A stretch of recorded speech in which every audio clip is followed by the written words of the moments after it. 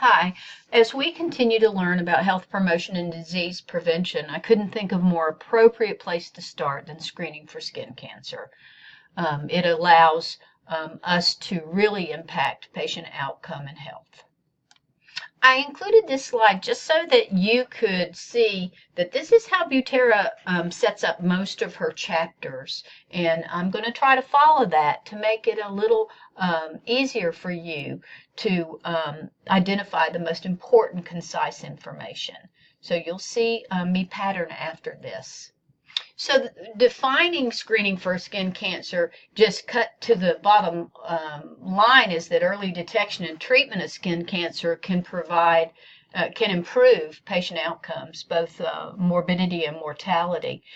Interestingly enough, though, and I know you've heard me say this in the past in other courses, guidelines, evidence-based guidelines, are what we use to make our decisions partly in clinical practice.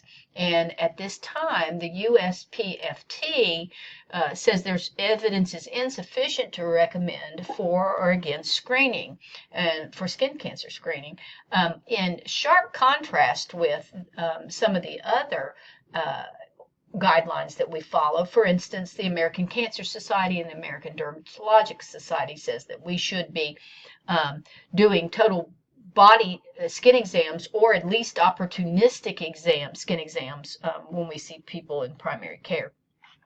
The epidemiology of skin cancer is staggering. 1 in 5 Americans will have skin cancer. There's 3.5 million cases of basal cell and squamous cell. Basal cell carcinoma is the most common skin cancer, over 80%. However, it's the most common type of cancer in the world. Melanoma is most certainly the most deadly. There's about almost 74,000 melanoma cases annually, almost 10,000 melanoma deaths annually in the United States. And interestingly enough, 90% of all skin cancers are caused by the sun. However, there's also multi-risk factors that exist, and we have to take into account as clinicians for our patients. Please review those on page 246. The pathophysiology of skin cancer is quite complicated. The pathogenesis is not only complicated but multifactorial. We know that ultraviolet radiation in sunlight is the main causative agent. We know that this ultraviolet radiation produces DNA damage, gene mutation, immunosuppression, oxidative stress, and inflammatory responses. All these play a pivotal role in photoaging of the skin and skin cancer genesis. UVR is a complete carcinogen. Clinically, how do our patients present? Well, sometimes with the complaint of a mole or an abnormal nodule or lesion, but we've got to solicit a detailed past medical history, social, family, occupational history, and you've got to ask about UVR exposure.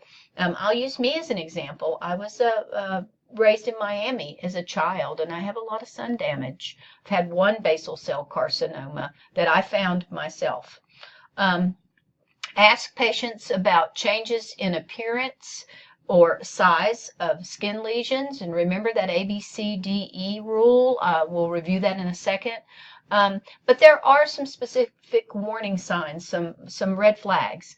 Non-healing sore greater than 3 weeks, spots or sores that burn, itch, sting, crust, or bleed, or any mole or lesion that changes in size or texture, develops irregular borders, or appears pearly, translucent, or multicolored. I'm just going to take you through some photos of basal cell carcinoma. See that elevated exterior, external border with that central ulceration. It's a typical, basal cells in the skin are cuboid, so that's one reason why they appear that way. They look like cubes and they come to the surface of the skin. In contrast with the squamous cell carcinoma, which come from the squamous cells, they're flat and irregularly bordered. So very often the squamous cells are flat and flaky and irregularly bordered. Hence squamous cell carcinoma from the squamous cells. And then melanoma originating from the melanocytes, an accumulation of melanocytes that turn malignant. This one on my left is a nodular melanoma, a small one, and an acral melanoma on the right on the foot, acral being your hands or foot, your extremities. Very common in skin of color to have acral melanoma. You must be aware of the ethnic differences. So again, there's no doubt for a physical exam that the total body skin exam is the best screening test for skin cancer. So with that, your patient disrobed, the entire skin surface must be systematically examined, including the scalp, nails, and palms of the hands and soles of the feet. Now, the other issue is just taking the opportunity, and it's actually called an opportunistic skin exam. If you have a patient in clinic that comes in, say, for an ear pain or for a headache, then taking that opportunity to examine for skin cancer the exposed skin. Diagnostics, skin biopsy is the definitive diagnostic test. A shave or punch biopsy is appropriate if you think you're evaluating a suspected non-melanoma skin cancer. Certainly for any suspected melanoma, an excisional biopsy, a total removal of that lesion, should be followed by a wider excision if malignant melanoma is diagnosed. That's actually called Mohs surgery or procedure. This is an excellent depiction of the differences of the common sites for melanoma, gender-related, male versus female. I just want to draw your attention. Look at the difference between leg presentation. So 42% of melanomas are found on a woman's legs, as compared to 15% in male. So we need to know these nuances between gender, ethnic. It's very important for accurate and timely diagnoses. This is a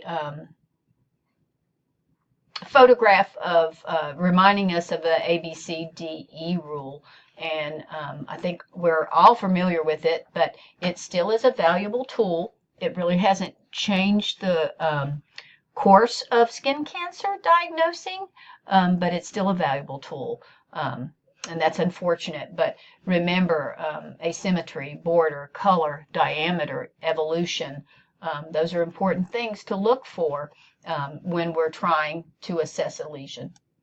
The identification of an atypical appearing skin lesion does warrant a referral or a biopsy if the biopsy reveals a non-melanoma skin cancer or a malignant melanoma. A trained PCP specialist or surgeon should provide definitive treatment.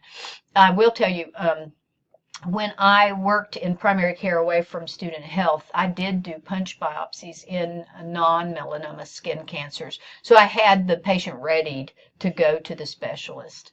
I think we have to spend time, maybe during the exam, to educate our patients and promote skin health. Unfortunately, malignant melanoma incidence has risen rapidly over the past 30 years. I know that we have read a statistic that every second person dies from a malignant melanoma in the United States. Increasing awareness of skin cancer and encouraging our patients to engage in behaviors to reduce skin cancer is imperative, from sunscreen use and correct sunscreen application and reapplication to sun protection clothes and to avoiding the sun at certain peak parts of the day when it's more destructive and more intense, and just encouraging people to be aware and prevent a problem before it occurs. The management and treatment of skin cancers, basal cells treated, it can be treated with electrodesiccation and curettage. and there are some topical things that can treat basal cell. There's some topical chemo drugs and immune modulators. Squamous cell, definitive treatment is total excision.